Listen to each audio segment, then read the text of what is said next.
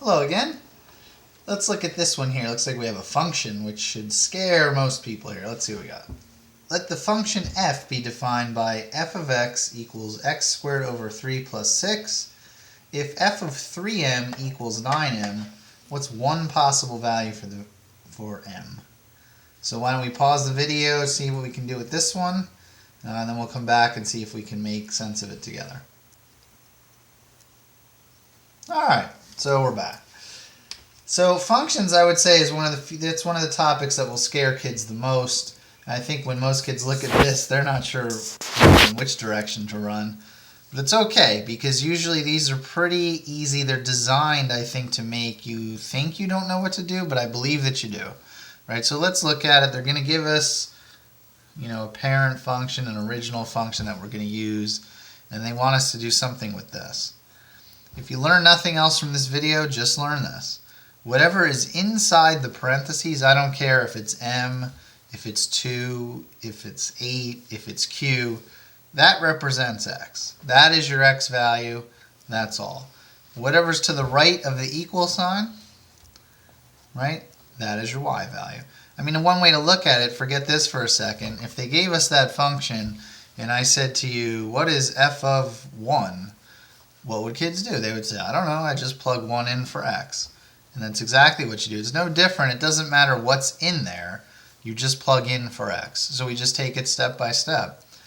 Wherever I see an x now, I'm just going to replace it with 3m. So you have to be a little careful here, because it's not this. It's not 3m squared. It's 3m, the quantity squared. That's over 3. That's plus 6. So what they're telling us is that equals 9m. Okay. We'll just set it equal to 9m. Now if we can clean this up, we might have a fighting chance. So let's see. 3m squared is really 3m times 3m, right? The 2 has got to go to the 3 and the m.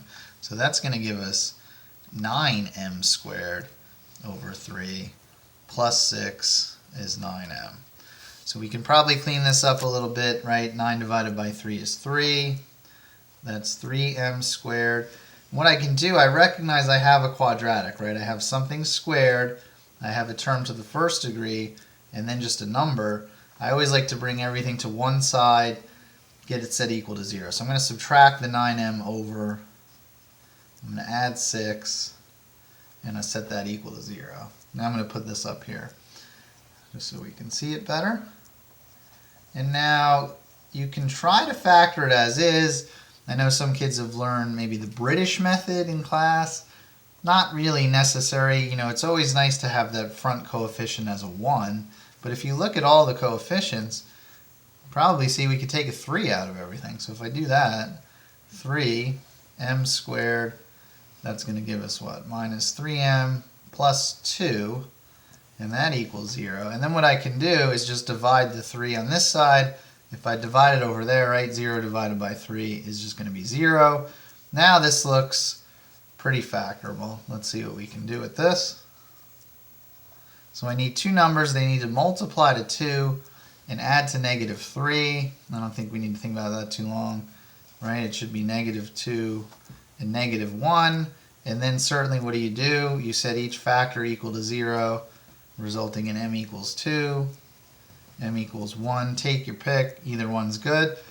As kids know, when you see these, especially in the grid-in section, and you don't know what to put, that is always a very good guess if we don't know what to do. They should always be pretty simple numbers. This looks like we got a ton of stuff going on. Who would have guessed the correct answers would be either 1 or 2?